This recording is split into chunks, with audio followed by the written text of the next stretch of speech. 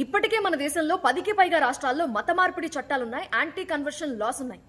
ఇప్పుడు రాజస్థాన్ తీసుకురాబోతున్న బిల్లు 78 సంవత్సరాల్లో మనం ఇప్పటి వరకు చూడనటువంటి కఠిన నిబంధనలు అందులో ఉన్నాయి. ఈ మాన్సూన్ సీజన్లోనే అసెంబ్లీలో ఆ బిల్లుని ప్రవేశపెట్టనున్నట్టుగా తెలుస్తోంది. మత మార్పిడికి పాల్పడ్డారా జీవిత ఖైదు, జీవితాంతం జైల్లోనే ఉండాలి. ఈ బిల్లు ప్రకారం బలవంతంగా, మోసపూరితంగా, ప్రలోభాలకి గురి చేసి వాళ్ళని మతం మారేలాగా చేసినట్లయితే అది నేరం.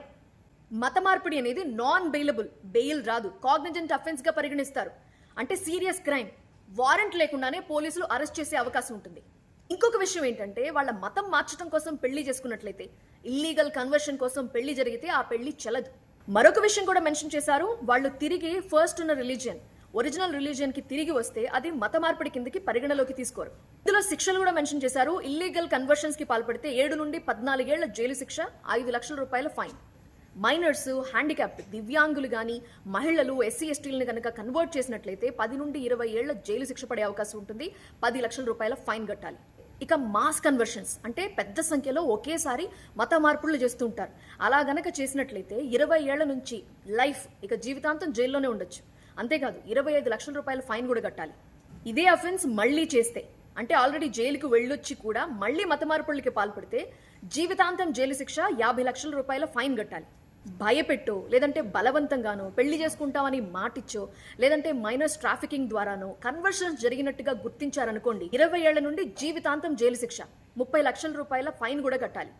రాజస్థాన్ మాత్రమే కాదు, ఇంతకు ముందు మరికొన్ని రాష్ట్రాలు కూడా యాంటీ కన్వర్షన్ లాస్ తీసుకొచ్చాయి. 1967లోనే ఒడిశా ఇలాంటి చట్టాన్ని తీసుకొచ్చింది. 1968లో మధ్యప్రదేశ్, ఛత్తీస్గఢ్ లో కూడా వచ్చింది. జార్ఖండ్ లో 2017, ఉత్తరాఖండ్ లో 2018లో ఈ చట్టం వచ్చింది. ఉత్తరప్రదేశ్ లో 2020, కర్ణాటకలో 2021, హర్యానాలో 2022లో యాంటీ కన్వర్షన్ లాస్ వచ్చాయి. రీసెంట్ గా మహారాష్ట్ర కూడా యాంటీ కన్వర్షన్ లా తీసుకురావాలని భావిస్తోంది.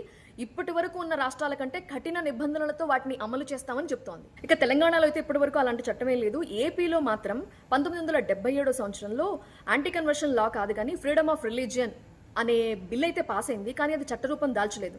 బట్ బలవంతంగా మత మార్పులు జరిగితే గనక బిఎన్ఎస్ ప్రకారం కొన్ని క్రిమినల్ సెక్షన్ల కింద వాళ్ళ మీద కేసులు పెట్టే అవకాశం అయితే ఉంటుంది. అయితే రాజస్థాన్లోని బీజేపీ ప్రభుత్వం ప్రవేశపెట్టబోతున్న ఈ బిల్లు చట్టరూపం గనక దాలిస్తే మిస్యూజ్ అయ్యే అవకాశాలున్నాయి అనే భయాలు కూడా వ్యక్తమవుతున్నాయి. అయితే ఇది అమలవుతుందా? ఒకవేళ అమలైతే ఎలాంటి పరిణామాలు ఉంటాయి? దాని ప్రభావం ఎలా ఉంటుంది? మీరేమనుకుంటున్నారు?